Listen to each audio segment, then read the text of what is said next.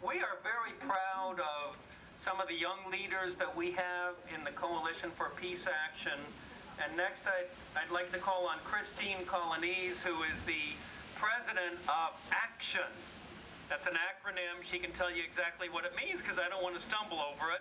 ACTION, which is our student affiliate at the College of New Jersey. Christine, come on. ACTION stands for Activist Coalition to End the Iraq Occupation Now. So. All right. Reverend Bob Moore of Coalition for Peace Action invited me to speak about the Iraq War from my perspective as a student. My perspective is one of a history secondary education major, a future teacher at the College of New Jersey. My perspective is one of a history secondary education major, a future teacher at the College of New Jersey. I was working on homework the other night and came across a passage in my education textbook that I'd like to share. To grasp the magnitude of the current crisis in U.S. education, it is essential to recognize that at least 1/3 of the nation's children are at risk of failing in school even before they enter kindergarten. Since 1987, 1/4 of all preschool children in the United States live in poverty. In 1990, approximately 350,000 children were born to mothers who were addicted to cocaine during pregnancy, and every night between 50,000 and 200,000 children have no home.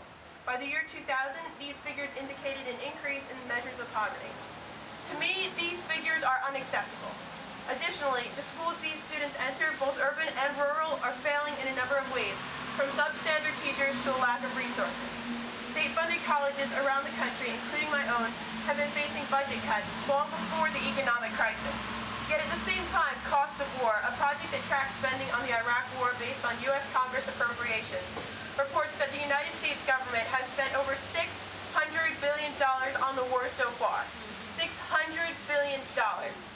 Meanwhile, a poll conducted by CNN at this time last year said 2/3 of Americans opposed the war, with almost 3/4 saying that they thought government spending on the Iraq war was, and I quote, partly responsible for the economic troubles in the United States. Yes. This was last year, so it seems to foreshadow the situation we are in this year. Meanwhile, all this information leads me to two conclusions that indicate a problem deeper than just the war. The first is about spending. The government is willing to spend enormous sums of money on unnecessary warfare, illegal occupation, and the highest of technology for destruction, while children here are living in poverty and some have no homes to even go to. While many children are at risk of failing before they enter kindergarten, those in schools face further challenges with both thanks to a lack of funding, supposed educators teaching solely to the test, special education programs failing to meet the needs of students, and high school graduates even having trouble reading. Why can't the government put all the money being spent on the war not towards death, but life? Why can't technology for classrooms, for addressing public health issues, or for bettering communities be prioritized over technology for guns, bombs, and battlefields? Obama has suggested timetables for troop withdrawal from Iraq. However, many combat troops are being reassigned in different support positions, meaning that we are not really leaving the country on the schedule discussed. The situation in Afghanistan is meanwhile escalating, and we continue to support the Israeli military despite the country's mistreatment of Palestinians. The second thing these statistics reveal is that the government is covering its ears when the people speak. This month, a Newsweek poll showed that 73% of Americans favor removing U.S. troops from Iraq by the end of next year.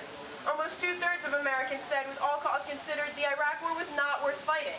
The government then is prioritizing some other agenda over the desires of the people. Let's work towards a government that listens to and feels it is answerable to us. Let's encourage colleges and other institutions to divest money from war profiteering corporations. Let's reach out to our communities in a way the government is not. Let's support and work with organizations like Iraq Veterans Against War. Let's call on local representatives to vote against pro-war legislation, and let's speak loudly enough for the government to finally hear.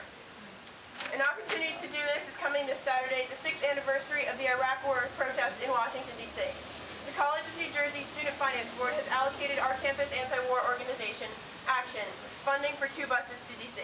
You're welcome to join us. It's all free. So email action@tcnj.edu for more information or to reserve a seat on the bus.